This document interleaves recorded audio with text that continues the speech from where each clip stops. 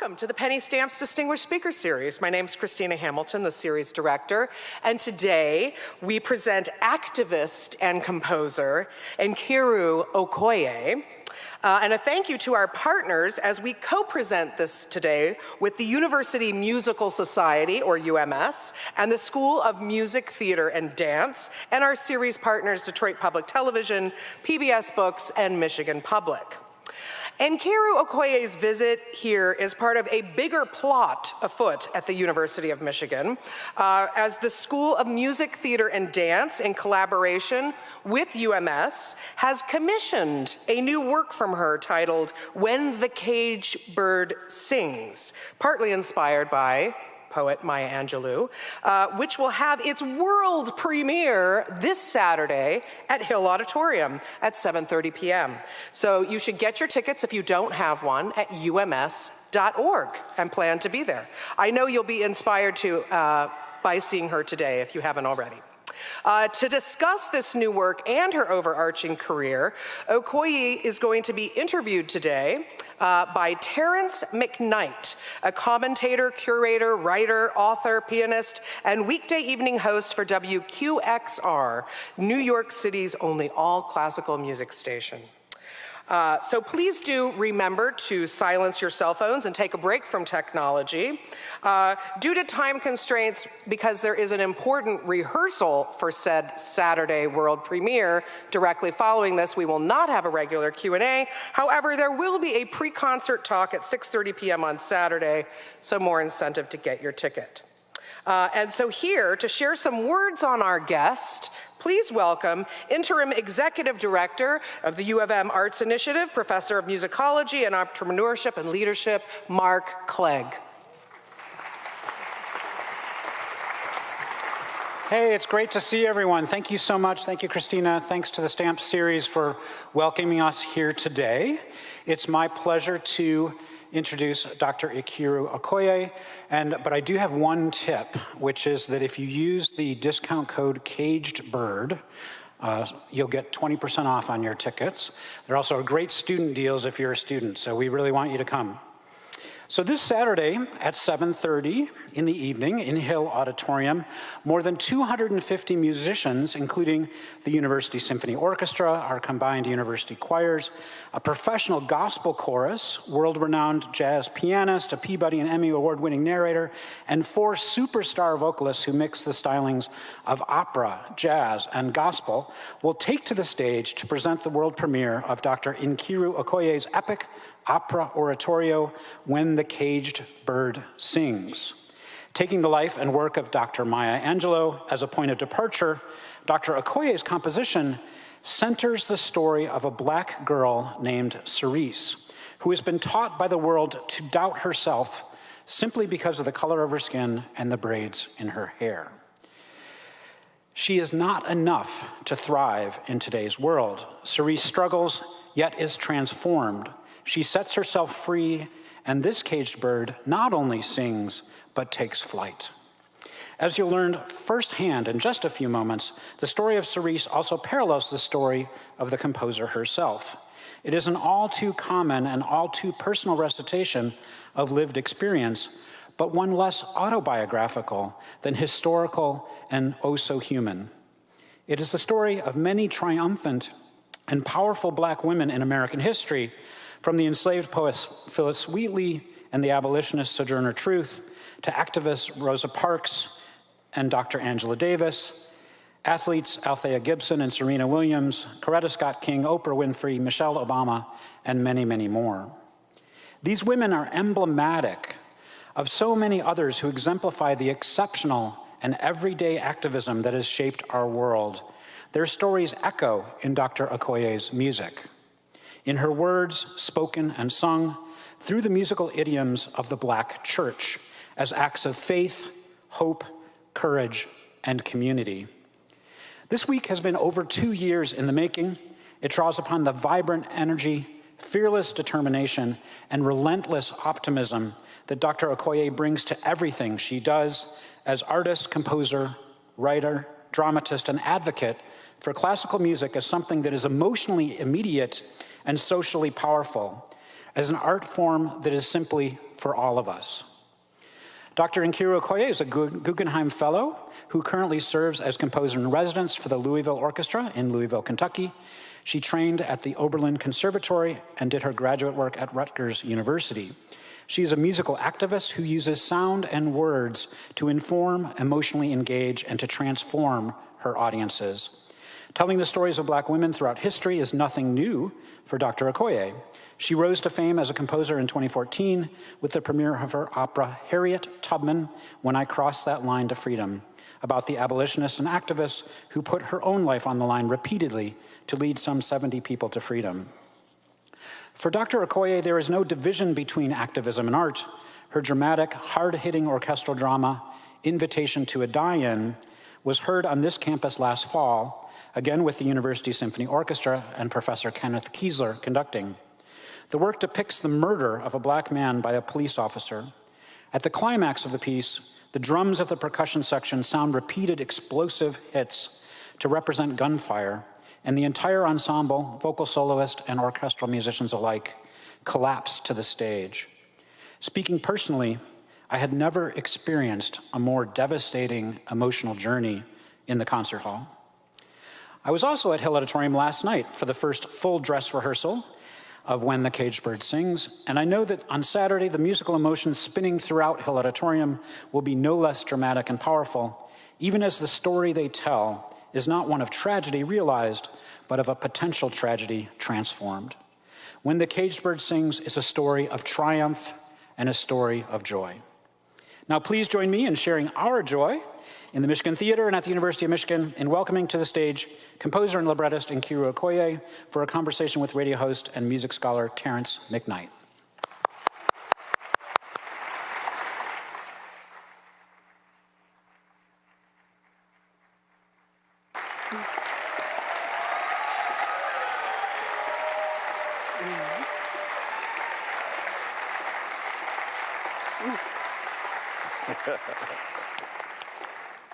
Good evening, everybody. Thank you all for coming out for this important week that's going to happen here in Ann Arbor. It's nice when your university invites a composer who's so connected to community and whose work is so important to community and the ideas of community and to humanity.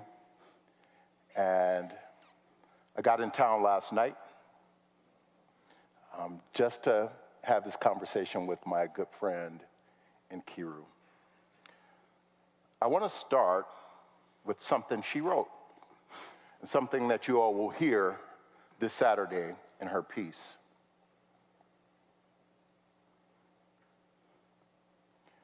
She wrote, "Who am I supposed to be? Who am I supposed to be in a world that cannot see anything good for little girls that look like me? What will my daughter's future look like? How am I to protect my family?" She goes on to say it takes a village to raise a child, and that's where we all come in. Much of her work is inspired by the church. So we're going to start with an invocation, a piece of music that she wrote. It may be familiar to some of you. She takes the tune, "Let us break bread together on our knees." She takes a while to get there. She takes us through some difficult terrain.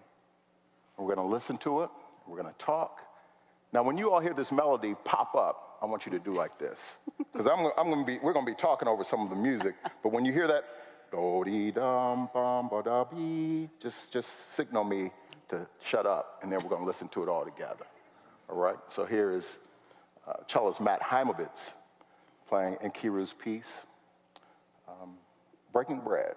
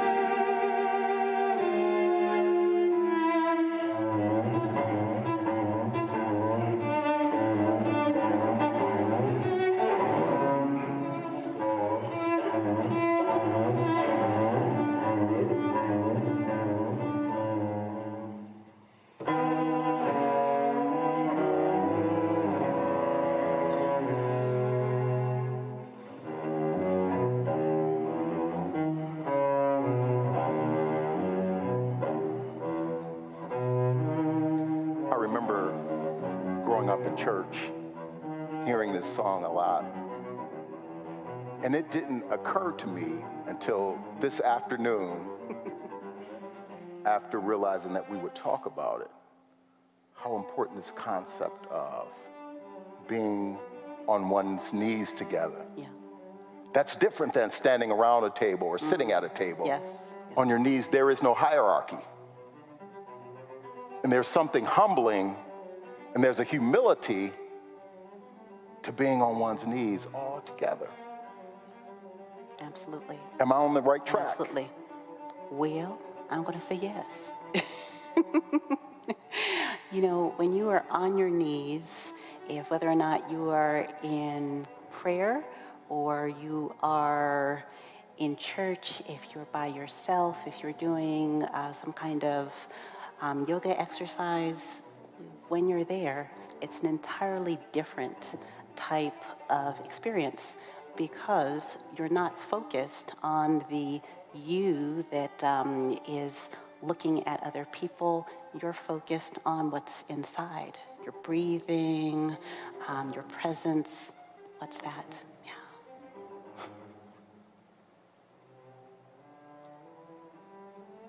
As you all get to know Nkeiru through her music,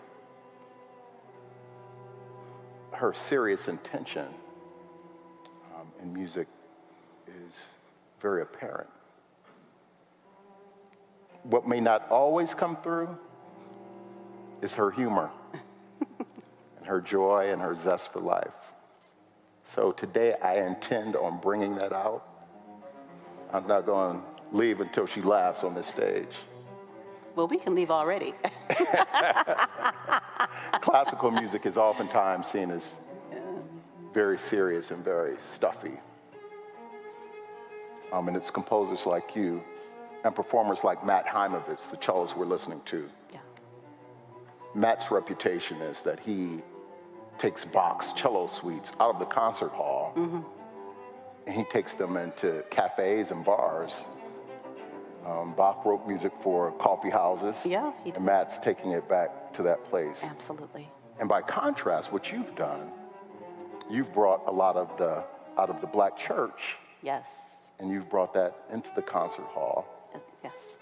I mean, a lot is made of the black church, but let me just say that it was the first place that our people. Now, what we're talking about is an American experience, our collective experience. Yes. And in the black community, our first opportunity to silo off and have some sort of agency was through the black church. Yes, it's a place that's our own, and a lot of times people wouldn't want to go in there.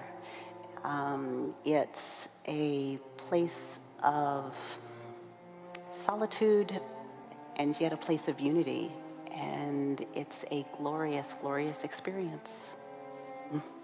Let's bring this music up. Yeah. I see some hands. I do. Well, actually, the melody is happening right now. Yep, there's the melody. Yes. Mm-hmm.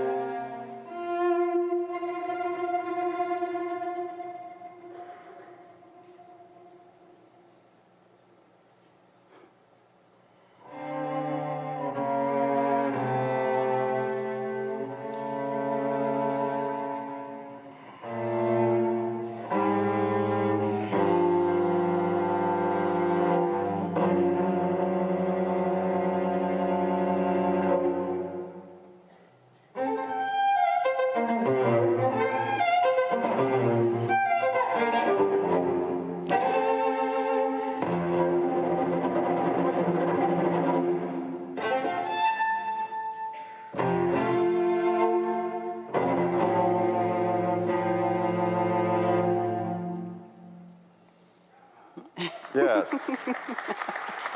Again, that was Matt Heimovitz playing Breaking Bread based on the spiritual. Now, some might think it is that tune is a hymn. So is it a hymn or is it a spiritual, and what's the difference? Well, it's a little bit of both. Both are used for worship.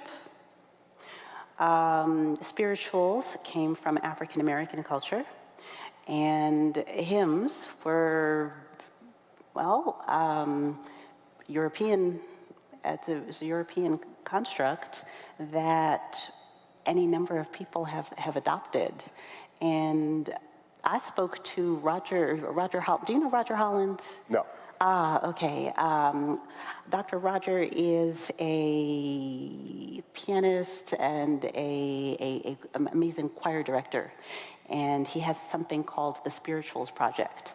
And when I had written this piece for Amadi Ezekwe at this point, and Amadi said, I asked Amadi, what are your favorite spirituals? You know, I have this commission, and they wanted it for a violist. So, world famous violist, let me write something for you. And Amadi said, yes. And I said, okay, what are your 3 favorite spirituals? And he gave me 3, and for whatever reason, this is the one that came out. But I thought, wait a minute, let us break bread together. That's not a spiritual. It's a hymn. And so I called up Roger, who researches these things, and he said, no. This actually is a spiritual, and it's actually from Islamic culture. A lot of people don't know this, but the thing is that as you, let us break bread together on our knees. When we fall on our knees with the face to the rising sun. So these were Islamic people who were talking about prayers to Allah, and people didn't know this, and so it's a little bit subversive that it ended up being such a popular hymn. Yeah. Well, that sort of makes, it makes a lot of sense because a lot of the Africans who came here were Islamic and forced into Christianity. That. Right. And I had no idea about this, what I thought was a hymn. Yeah. Every time I'm with you, there's something new. Today, we're going to look at a few pieces. We're going to look at the piece that she composed that will be premiered this weekend. Yeah. We're going to talk about one of her piano compositions. But I want to turn to this idea that you address at the top of When the Caged Bird Sings. Mm-hmm. Yeah. About being in a culture that doesn't really see you. Absolutely. I had a friend who said, when you show up, you want to be appreciated, celebrated, and not just tolerated. Absolutely. You've written a piece that we're going to get to later, but I want to bring it up now, and it talks about the concert hall. Yes, it does. And it talks about... for just a moment, but let me just go back for just a moment. Yes. I actually have those words in the text for When the Caged Bird Sings. It's no longer enough to be tolerated. I need to be celebrated. My friend didn't make that up. That's not original? Sorry. She got it from Maya. Sorry, probably. Just as a spoiler alert, my publishers did not want me to use any of the words of Maya Angelou, and so I was ready with the biographies, and I had all of those, and we had this whole thing with the estate and whatnot, and they said, okay, we're not going to publish this piece if you use her text. And so, are you not a librettist? I had to write my own text, but the rule was I could not use I couldn't read her biographies. I could research her, but I couldn't read any of her poetry. And so it was a challenge, but I was up for the challenge. But it's no longer enough to be tolerated. I will go where I am celebrated. Yes. So let's go back before we go forward, because I want to talk about this piece. Yes. We met at the symphony. That is a fun piece. This is a piece that you composed a few years ago, and you won a prize for this piece. I did win a prize for it. And in this piece, she talks about... Wait, are you going to tell them what the prize is? We will when we get to the piece. In the piece,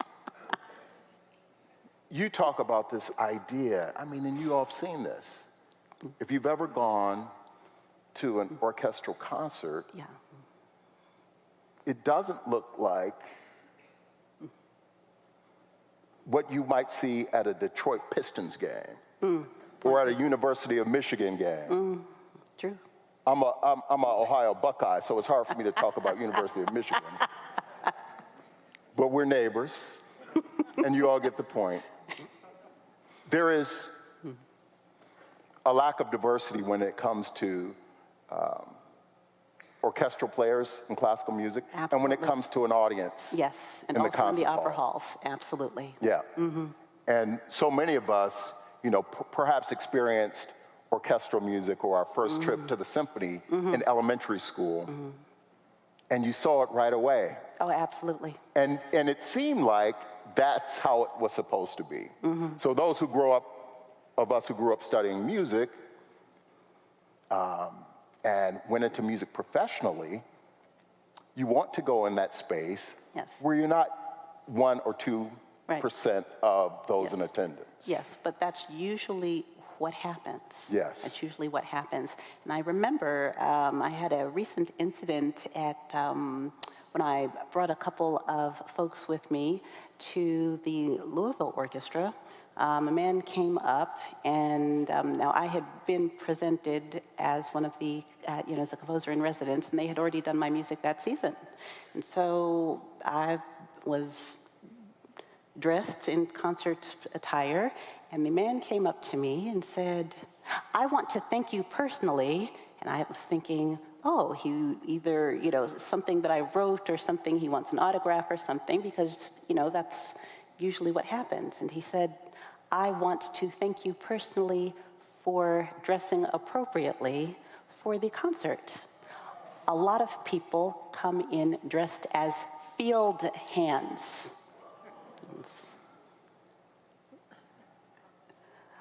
So I took a moment, and I'm thinking, all right. I need to respond to this man in a way that will not result in a letter of complaint to my new employers. And so I'm waiting and I'm thinking, and so I said, well, I'm on staff here. And he was looking at some of my companions who had carefully, had just kind of scurried along. I said, I'm on staff here with the orchestra. Yes, are you a season ticket holder? And he said, yes. I said, well, you must have seen the opening concert, which started off with my piece, Voices Shouting Out.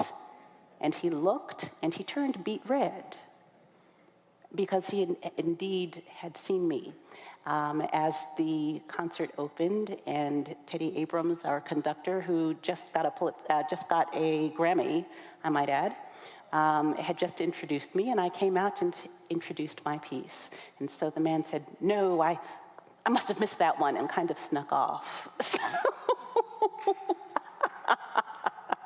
You can read about it on my blog with the Louisville Orchestra, and that makes it seem a little bit like a romance is about to happen. And anyway.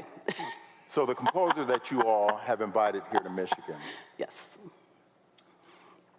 is full of joy. And she's full of ideas about how to make a difference yes, in the scene. I think about something that Leonard Bernstein composed. I think it was 1972. He wrote a mass. It was for the opening of the Kennedy Center. yes, And in this mass, Bernstein did something that was brilliant. He incorporated all of these like teenagers, like school bands. Yeah.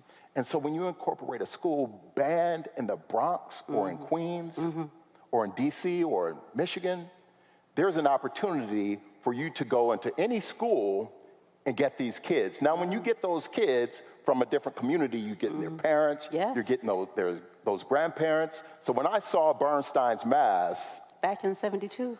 not quite. You see what? When I saw Bernstein's Mass, it looked like the fabric of America. Yes, On stage Yeah. and off the stage. absolutely, yes. And one of the singers in that mass was Jubilant Sykes. Absolutely, yes. Who you brought here today. Yes, well, I didn't not bring him today, but he'll be here Saturday. Jubilant, are you in the audience? No, I don't think he's out there, but some of our singers are. And Jubilant Sykes is, I think a lot of people know this, don't tell him, he's one of my favorite vocalists in the entire world. Yeah, and you'll hear why. But you do a similar thing to what Bernstein did. I was looking at your score today and looking at who was required to perform in this piece. Right. You're asking for mixed choruses. You're asking for all of these things that are so endemic of who we are as a country. Absolutely. And I think there is a solution to this issue I'm talking about. I mean, why can't we look more like an NBA game? Absolutely. Or a college football game. Absolutely. Where everyone feels celebrated, everybody feels appreciated in that space. So congratulations to you for doing that. And I want to ask you about when you wrote this piece, did you have, was it specific for this community? Were you thinking about Ann Arbor in particular? Something about the demographics or something about the chorus that you had, the orchestra that you had, or is this piece a piece that you can just take and plop down anywhere? Well, it can be taken and popped out anywhere as long as you have those types of singers, and there are more than you believe. The piece actually started with the pandemic. I had just finished a piece called Black Bottom, and I'd written it for the Detroit Symphony, and they premiered it in 2020, and it was the last concert that they did before COVID shut everything down. And we were all told to shelter in place. And as this reality of this pandemic, which at that time we were just thinking, oh, that's something that's happening, it's only impacting China. Suddenly it's coming home and we're all told to shelter in place. And I thought that when this is over, we're going to need to heal as a community, we're going to need to celebrate as a community, we're going to need to acknowledge those who have been lost, and a disproportionate number of those look like you and me. African Americans, we lost so many people. And I thought, let me think, left to other people's devices, we're going to have this show, and you and I talked about this hypothetical show, and it starts off with a politician who comes in and tries to not offend people, and then we have a pastor who says an ecumenical prayer, and then you have a soprano who sings His Eye is on the Sparrow or something like that, and if they know some concert music, it might be some William Grant Still, who's absolutely amazing. And I thought, but we've all seen that program before. So what if we did something different? And so I wrote out this idea for something called a gathering. And I left it. I have this space on my computer. It's called an idea garden. And when I have an idea, I'll just sketch it out and I'll put it inside that folder. And this had some spirituals, and it had some quotes and some prayers in it, and I just left it. 3 weeks later, I get an email, and it's from someone named Ken Kiesler at the University of Michigan. And he says he's doing a project. It's called the Michigan Orchestra Repertoire for Equity Initiative, or MORE, M-O-R-E. And he said, we're doing a series of 10 pieces for orchestra by African Americans. We're going to expand the repertoire. And I thought, wow, that is amazing. He said, I want you, so we have one piece that's about 5 minutes. We have another piece that's about 20 minutes. We want you to write a full evening length work for orchestra, choir, narrator, and soloists. And I thought, have I got an idea for you? So that's how this started. Yeah.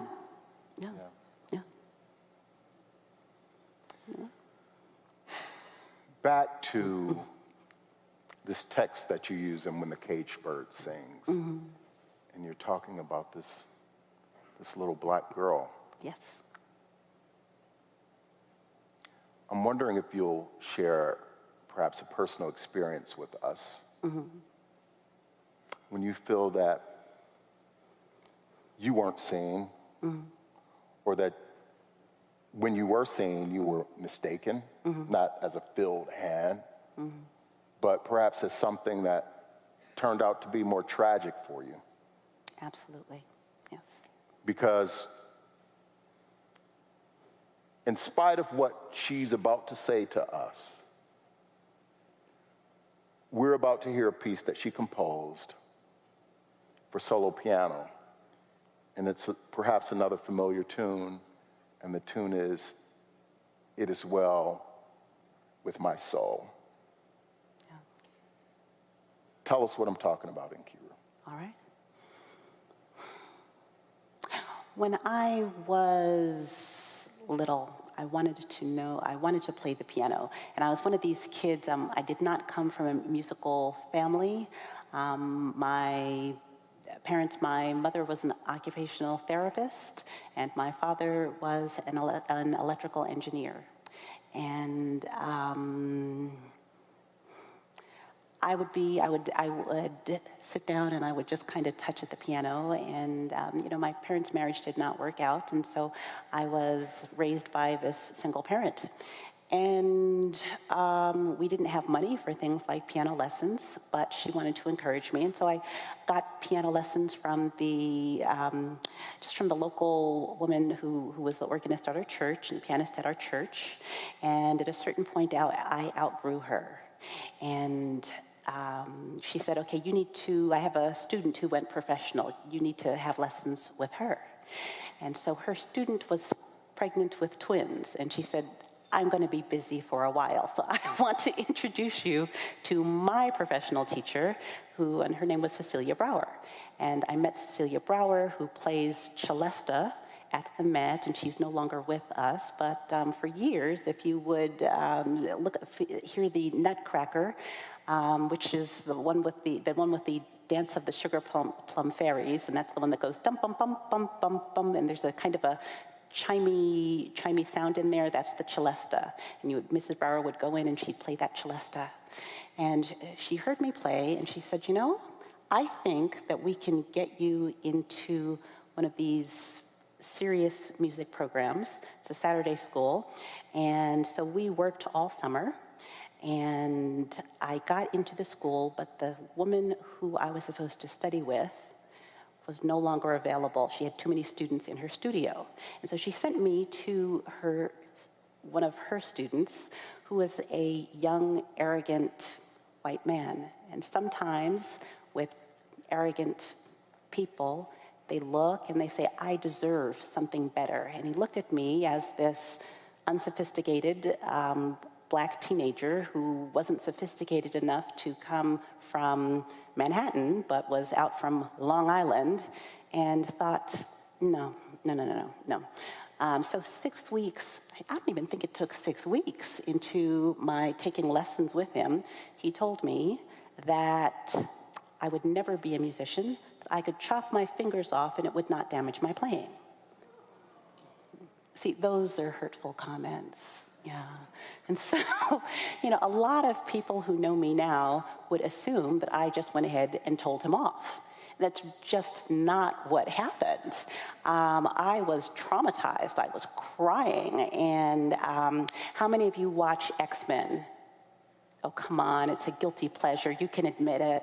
Okay, so you know that mutant powers come at, pubescent teenagers who are traumatized by something and they're triggered into something.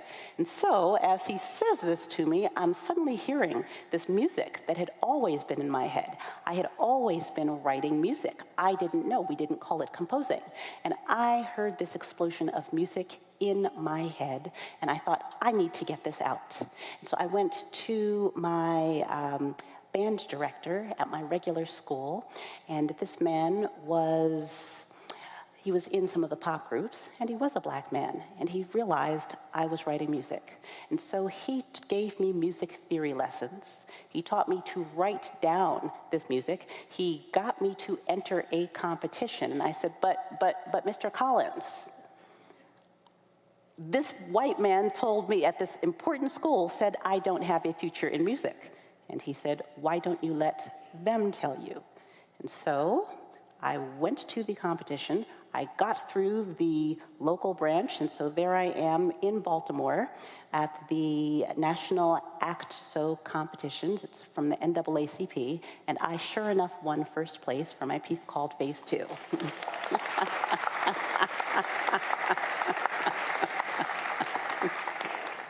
Ah. We've got some music that Nkeiru composed for piano. You'll recognize this tune when it comes in.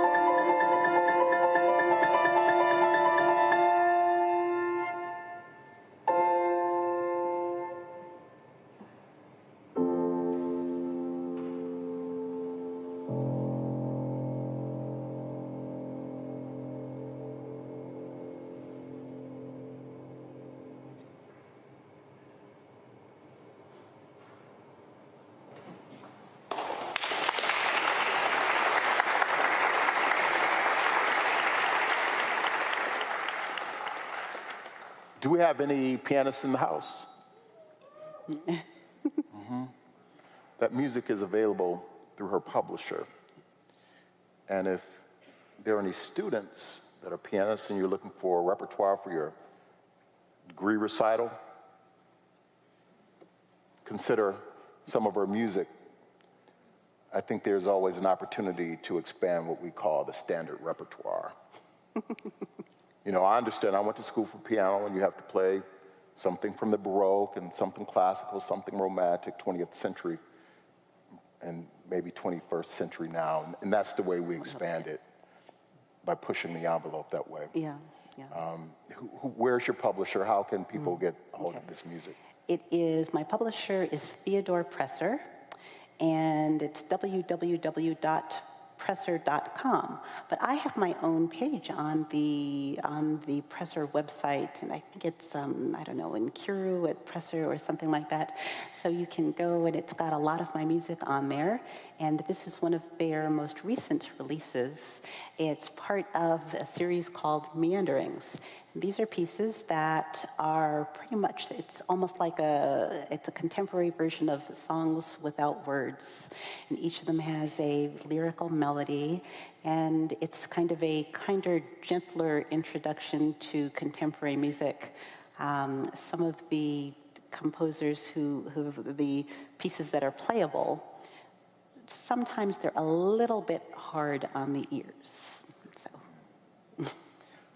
I'm going to ask you about this idea because it's something that I think about sometimes. And it's this idea of activism and your voice as an artist.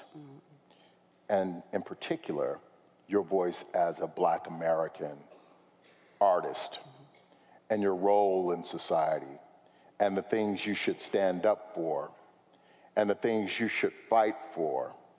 And a personal story for me, I'm the afternoon host on WQXR in New York. I'm the third one that comes on in the day. And sometimes I listen to my colleagues, and they're having a good time on the radio, you know, witty, telling jokes, having fun. But sometimes as the only Black host, I feel this need, especially when something is happening in the culture, I feel this need to be on the advent of what's happening in the culture. And oftentimes, it's something that keeps you in a place of sadness, of desperation, of anger. Did you hear what happened last night? I've got to say this about it. I've got to say that about it. I've got to do something about it. I've got to be out there marching because that's my responsibility. That's a hard way to live. It's a very hard That's a lot of pressure. Yes, it is. Yes, it is. You should be able to have some fun sometimes. And at the same time, write the music that's going to uplift the people. Write the music that's going to help move the moral arc of the universe towards justice. That's a very heavy load. But that's what I see in your work. That's what I see in this work that you're bringing here Saturday. Because in this work, listen at this, you all. How often do you see a piece for symphony orchestra that asks for a gospel pianist? How often do you see a work for symphony orchestra and chorus that asks for a jazz singer? You see what she's doing? She's taking every aspect of our culture and she's bringing it together. That's powerful. It is powerful. It takes some work. It takes some effort. It takes a lot of work. It takes a lot of work. It takes some effort. It takes some love for community. It does. And in that, to my ears and to, my eyes as I'm reading your text, you're trying to move us towards our idea of a democracy. Oh, absolutely. Also, for me, it is a moral imperative. We all support our local orchestras through our taxes. And a lot of orchestras do not see the local people in the community. They do programming for a very small group of people. And it's not equitable, it's not just, and frankly, it just stinks. And so, you know, my response is going to be, okay, if you're going to bring me in to write a piece of music, and a lot of time, you know, people very seldom commission me to write a small piece of music. Usually it's, all right, we're having the, whatever it is, anniversary of our town. Would you write a piece about that? And I'm thinking, yeah, that's a small amount of pressure there. You know, would you write the history of our town? Would you write a piece about Harriet Tubman? Well, actually, I did that to myself, but still. But these are weighty, weighty topics. I remember my first serious orchestra commission was to write a piece about Phyllis Wheatley, and it was supposed to be in the style of Peter and the Wolf. And Peter and the Wolf is called a narrated orchestral showcase or a story with music. And I'm thinking, could not just write about, you know, just make up a story. And at that time, I wasn't really making up stories. But look at all the things that are at stake. You know, it's a piece for children. It's a piece that also needs to appeal to adults. It is one of the most famous pieces in contemporary classical repertoire. And this is your first commission. You know, so small stakes here, and it's about Phyllis Wheatley. So it's things like that give you that startle reaction, but also say, okay, I got this. Let me research it. Let me find out about her world. And as I'm going into these different locations, you start thinking about, okay, now that I've written this piece, how are we going to get the community out to hear it? What can we do? Can we do a small workshop? Can we have a tea? With Louisville Orchestra, I'm doing a series called Cocktails, Cookies, and the Composer. It's exactly what it sounds like. But people are coming out, and they're beginning to think, hey, wait a minute, that music is for us. A lot of people heard their first opera at Cocktails, Cookies, and the Composer. We didn't tell them that's what's going to happen, but we brought in an opera singer who sang We Met at the Symphony, which your group commissioned. And I want to say this to the students in the house, but it's not necessarily just the students. Mm-hmm. When I was a student, there was a pianist who came through. I was in school at Morehouse, and a pianist came to town, and I heard about this guy because he had recorded all this Beethoven and Schubert. Yeah. And he studied with this guy named Arthur Schnabel. And Schnabel was the first person to record all of Beethoven's sonatas, right? Yes. And I was studying this Beethoven, and I'm like, oh my God, this guy is coming to town, Frank Glazier, I've got to go see him. Right. He was about 85 years old, and he was still concertizing. So I went to see him, and we became friends, and he said to me, you know, I started the piano program at Eastman, and I've seen a lot of wonderful pianists, a lot of great pianists. He said, but nobody wants to work with an asshole. And the thing that's going to make you successful and set you apart is your attitude. It's about attitude. It's about building relationships. It's about maintaining those relationships. I'm here today because of this relationship, because we broke bread way back.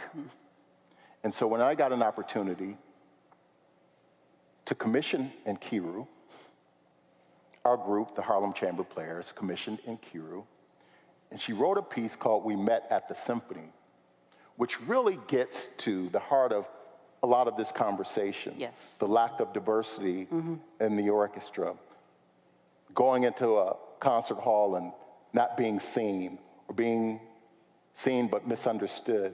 Or she wrote a piece that deals with this serious topic, but she found a way of making it funny. She set it up against music that sounds a little bit like Mozart, and it's hilarious. And she won the American prize for that piece just last year. Yeah. But there again is her attempt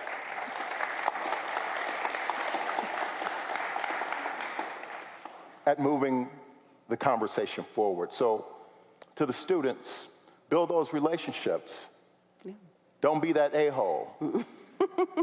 Be that person that folks want to work with, and that people are willing to travel 1,000 miles to come and have a conversation. Yeah. I want to go to this piece that she wrote for you all that we'll hear on Saturday. We're going to listen to a little bit of the rehearsal, but I want you to tell us a little bit about what it's been like this week here, working with the students, working with the musicians that you brought in. You were able to bring in the folks that you've worked with before that you wanted to work with.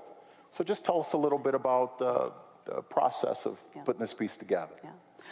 Well, once we realized that I wasn't going to be able to benefit from any of the texts from one of the most famous authors in history, I started researching, and I called one of my dramaturg friends because I am in opera and we're just all connected. And so we started putting together a bunch of different texts, and it's kind of a throw the spaghetti at the wall type of approach. You know, what's going to stick, what's not going to stick. And so I had the framework of a piece. And then I thought about it and I said, I still write narrative stories. And so I came up with a character named Charisse, and we watch her grow up in the course of this opera. So it is an opera, it's superimposed on a Black church service, and it's also an oratorio. Now also, we looked at Maya Angelou, and we looked at a lot of her writings. And one of the things that struck me as profound was a quote. It said, I loved the melodies in the Old Testament, not the stories, but the melodies in the Old Testament. But I was forever changed by the New Testament, and I love the Beatitudes, telling us that the meek shall inherit the earth. And so I made a setting of the Beatitudes, and the Beatitudes, for folks who have not heard of them, they are from the Sermon on the Mount that you hear about, that famous Sermon on the Mount, and I'm just gonna let it play. Yeah. All right, let's go to the last clip of the rehearsal. Mm-hmm.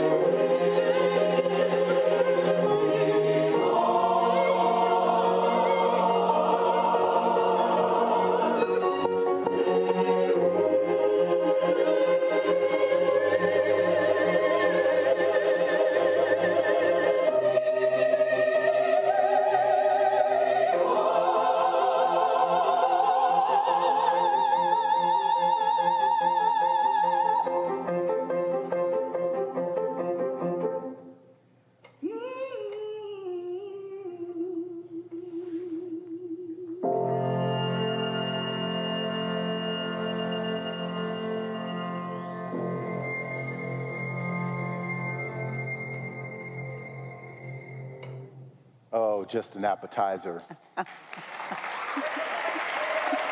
Just an appetizer.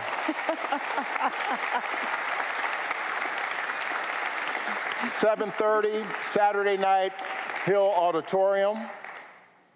Nkeiru Okoye. I'm Terrence McKnight. Thank you all for coming.